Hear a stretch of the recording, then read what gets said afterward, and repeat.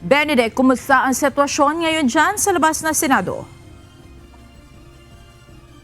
Magandang gabi sa iyo, Monica. Bagamat natapos na nga yung mga isinagawang rally kaninang mga mag-aalas 5 ng hapon, ay nananatili pa rin yung ilang mga tauhan ng Philippine National Police at yung mga barikada na kanilang inilagay dito sa labas ng Senado.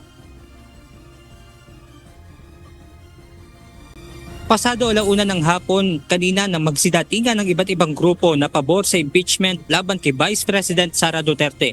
Bagamat nagkaroon ng di pagkakaunawaan sa pagitan ng pulisya at mga ralista, kalaunan ay pinayagan din ng mga ito na makalapit sa harap ng Senado.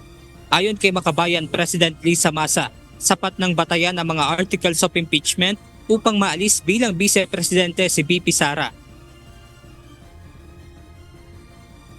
Ang lahat po ng ito, napakatibay ang batayan. Napakatibay ang batayan para i-convict si Sara Duterte.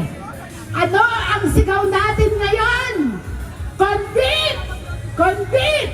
Convict!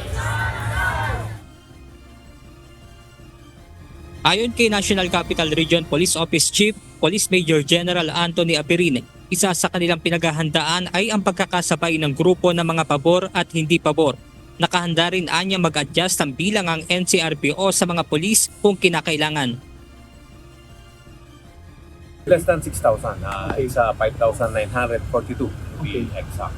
And of course, depende po sa turnout nung rally ngayong araw, we will adjust that on the coming days. Because we will be expecting na there will be rallies coming from the pro-impeachment at saka anti-impeachment. Bukod sa PNP personnel na nakadeploy sa lugar, naglagay din ng razor wires ang pulisya bilang harang.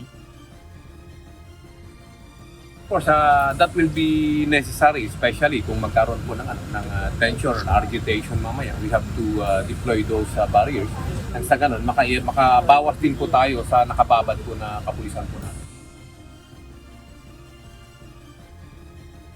Ayon pa sa NCRPO Chief, pinaghahandaan nila ang pagbabantay sa Sandigan Bayan kung saan naman inaresto si Senator Rodante Marcolet.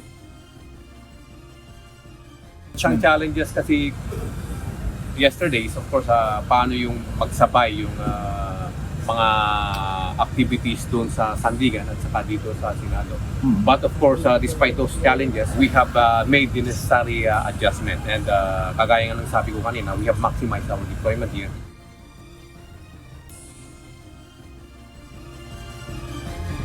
Monica, sa mga oras na ito ay nananatili pa rin sarado itong magkabilang linya ng Jokno Boulevard at ayon nga sa Pasay City Traffic Management Office ay mamayang alas 7 ng gabi ay bubuksan na nga ito sa mga motorista. Sa ngayon ay may mga pulis pa nga rin na nandito at yung ilan ay may mga napansin din tayo na mga pulis na umuwi na rin. Monica, yan muna ang ating update mula rito sa Senado. Balik sa iyo dyan, Monica. Maraming salamat, Benedict Samson.